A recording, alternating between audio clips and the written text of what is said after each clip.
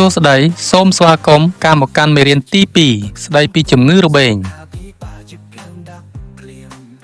ជំងឺរបេងគឺជាជំងឺដ៏រ៉ាំរ៉ៃមួយដែលបង្កឡើងដោយមេរោគឈ្មោះ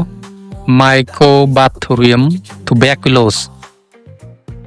ជាធម្មតាជំងឺរបេងប៉ះពាល់លើសួតប៉ុន្តែក៏មានផលប៉ះពាល់ដល់ផ្នែកផ្សេងៗនៃរាងកាយផងដែរដូចជាឆ្អឹងសន្លាក់និងខួរក្បាលអ្វីដែលគួរឲ្យបារម្ភនោះគឺមនុស្សជាច្រើនអាចផ្ទុកមេរោគនេះដោយគ្មានរោគសញ្ញាប៉ុន្តែមេរោគនេះនៅតែធ្វើឲ្យកើតជំងឺរបេងនៅពេលណាដែលប្រព័ន្ធភាពស៊ាំចុះខ្សោយជំងឺរបេងត្រូវបានចាត់ទុកថាជាបញ្ហាសុខភាពដ៏ធំមួយជាពិសេស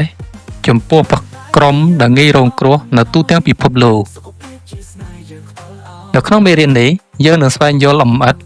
អំពីនិយមន័យរបៀបឆ្លងរោគសញ្ញាផលវិបាកការព្យាបាលនិងការការពារជំងឺរបេង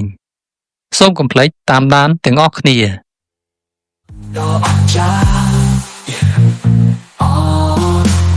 và song cà phê chỉ vẫn